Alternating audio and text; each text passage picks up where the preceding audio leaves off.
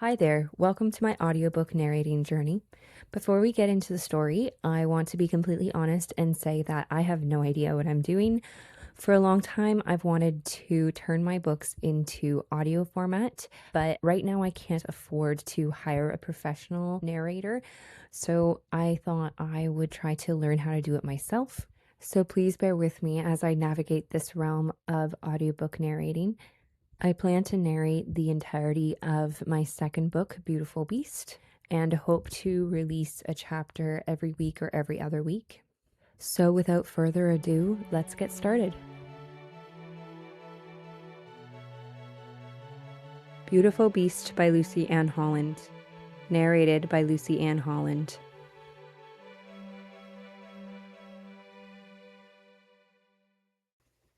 Prologue.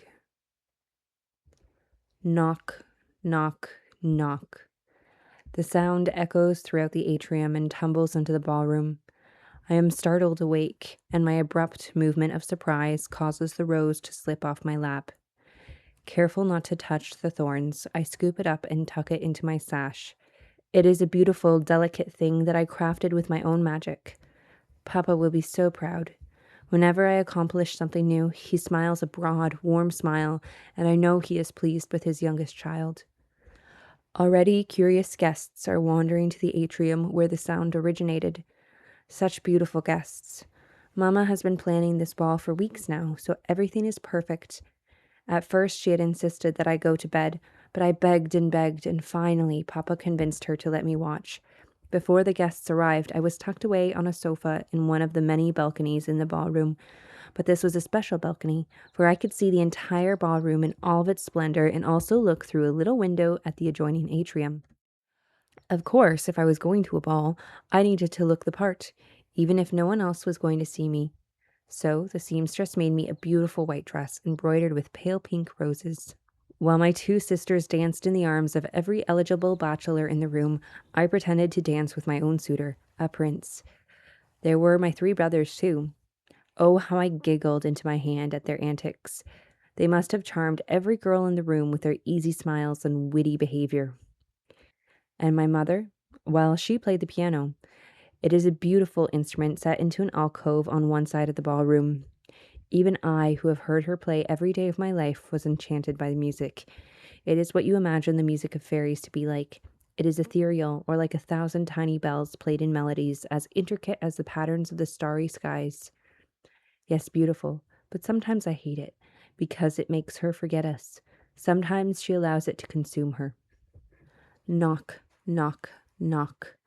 The sound comes again, and although I tell myself I am being a silly pony, my heart trembles at the blows against the door.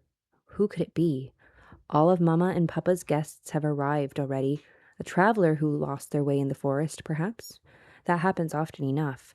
The enchanted forest is not for the faint of heart, but for everyone else, it is a wonderful place, full of sparkling streams, golden trees, and shimmering moss. It has its dangers, but if one is careful, they are hardly a hindrance.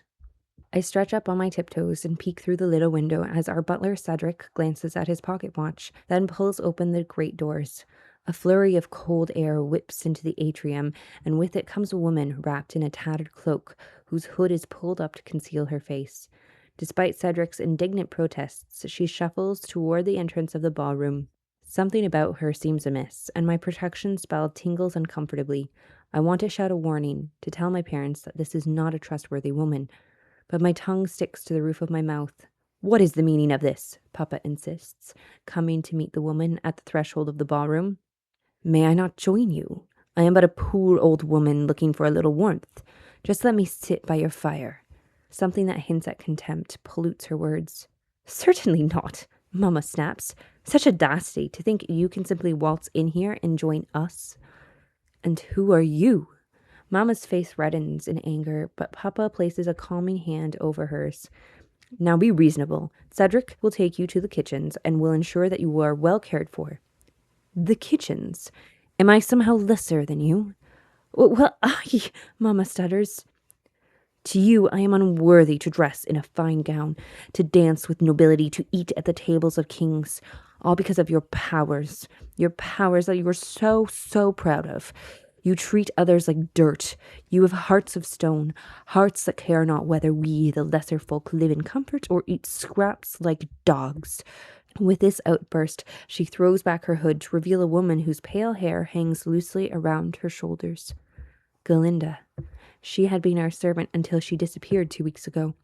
I overheard Papa tell Mama that he was worried that she blames us for her mother's death and would come to seek revenge.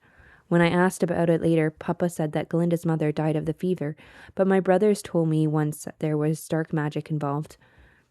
Mama told Papa not to worry so much, but he was right. Now, Galinda, be reasonable. We never treated you badly. Papa attempts to persuade calmly, but his hands shake a little. There is something different about Galinda, something almost otherworldly about her demeanor, and it frightens him. And what of my mother? Did you treat her kindly? No, you did not lift a finger for her. You let her die. My mother steps forward in indignation. She was a greedy woman who desired powers that she could not control. She was sick. She could have asked for enough, Galinda orders sharply, and suddenly the room is so cold that I can see my breath puff out in little white clouds. Just as quickly, the air warms until it is nearly unbearable. Magic. And she is holding on to it by a mere thread. Galinda, stop this at once. You're going to lose control, Papa warns in a tone that he uses to calm skittish horses. Yes, I will stop this. But it is not Galinda's voice that falls from her lips. It is a voice that fills the entire room. It whispers and screams and cries out all at the same time. In its tone, I hear something ancient and something darker than the dead of a new moon. I want to cover my ears and squeeze my eyes closed, but I can only stare in horror. Galinda holds out her hands, and smoky fingers of magic twist toward the people. They touch Mama and Papa first and cruelly coil about their throats. A blast of golden magic flies from Papa's palms, but it is quickly swallowed by the thick black tendrils. For 100 years I have been a prisoner. I was locked away in a cave in complete darkness, trapped by the magic of your ancestors. But now my slumber is over, and the world will shiver at its reflection. Again, the strange voice speaks from Galinda, but this time it draws me away from my fearful stupor, and in a breath I am rushing down the steps of the gallery. She is hurting my Mama and Papa. How dare she? By now, the room is full of the black magic, and it swirls about me like a tornado. It smells of something rancid, something dead, and the force of it stings my eyes and threatens to choke me. Yet it does not touch me. It flows around me like a river streams around a boulder. Stop, Galinda, stop! I scream and yank forcefully upon her right hand. She shrieks, and suddenly the black cloud is gone. What it reveals, though, is the horror of nightmares. The ballroom floor is littered with the bodies of my family and our guests. Around their throats are black marks like the prints of a hangman's noose. What have you done? I cry. Galinda recoils and holds her arm against herself. Through her fingers I see pink flesh. I must have burned her when I grabbed her arm. I, too, am not in control of my magic, but I am only 13. That is perfectly normal. For her, though, any magic she was born with, she should be able to control. She is, after all, 10 years my senior. They deserved it, she mumbles, and I catch a glimpse of the real Galinda, the Galinda who was our servant. They did not deserve to be murdered. Tears collect in my eyes, yet I glare at her with a hatred that feels as if it will overwhelm me. They deserved it. They deserved it. They deserved it. With every iteration, her voice becomes clearer, and upon the last, she squares her shoulders and looks down her nose at me. And you, little vermin, should be dead too. Her magic spirals toward me, but just as it draws near, it splits in two and streams on either side of me. The air stirs at its passing, and the curls that Beatty had so carefully twisted about my face are undone. I am undone.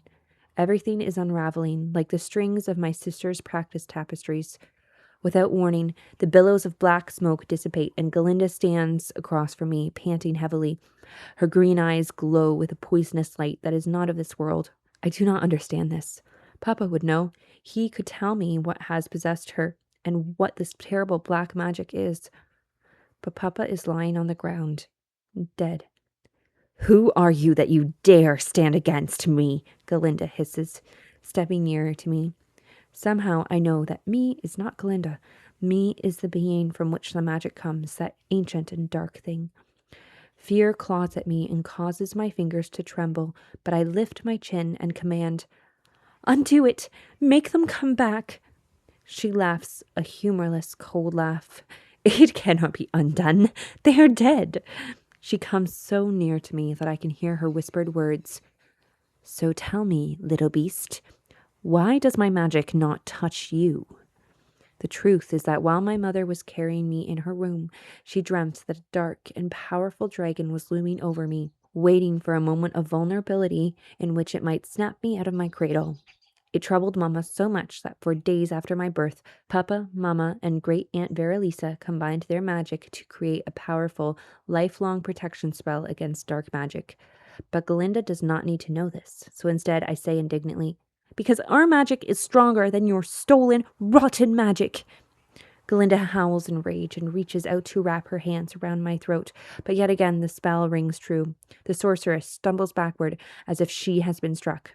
"It won't let me touch you, but that does not mean you cannot be cursed," she growls, and from her fingers spill threads of black magic.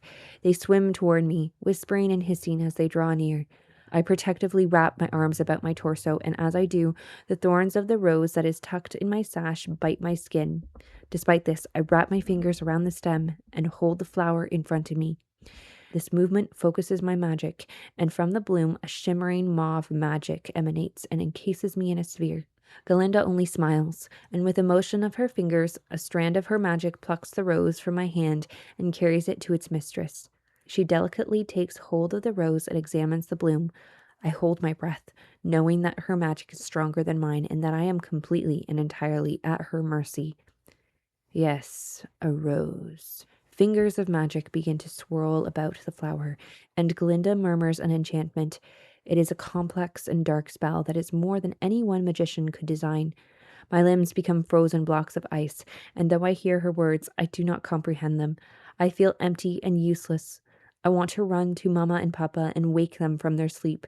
No, I want to wake from my sleep. This is all a nightmare, and soon I will wake from it. Galinda's voice rises, and her lips move faster. Her magic is depleting, and the effort of continuing is weakening her body. I watch in horrified fascination as gray streaks through her hair. Her shoulders stoop, and the hands that hold my cursed rose become gnarled and wrinkly.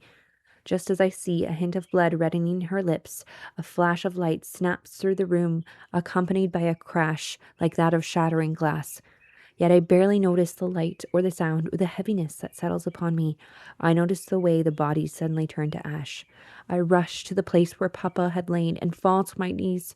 My hands sift through the ashes in a desperate search for a tiny spark of life. But there is nothing, not even the faintest hint that the ashes belong to a great sorcerer. Behind me, Galinda screams in anger or in terror. I do not know. "You have made me into a hag! My beauty, my youth, you have stolen it from me!" she cries. Her words awaken a deep, fiery anger, and I whirl to face the witch that was once Galinda. "Your beauty, your youth!" I scream at her. "You have stolen my family!" The magic that had been confined inside me by her spell now bursts forth in a wild storm. The doors are flung open, and the piles of ashes rise up and rush toward the sorceress. She shrieks in terror and stumbles backward, nearly tripping on her cloak. But she catches herself and hastens from the room. My magic chases her from the palace, and as she staggers through the atrium, I shout, "Away, away, you beast! I never want to see you again!" And then suddenly there is silence, and she is gone, hobbling through the forest, and I am left in this monstrous, empty palace. Nearby, my rose is lying on the ballroom floor. The petals glow softly in the dark and illuminate a piece of glass the size of a tea saucer. Carefully, I pick it up and look into it. Not just a piece of glass, a mirror. And suddenly I know, this is no dream. This is no fairy tale. A great beast has been woken from its slumber and has lifted its ugly, vicious head. Thank you so much for listening to this first chapter of Beautiful Beast. If you enjoyed it, please consider liking or subscribing, and stay tuned for the next chapter.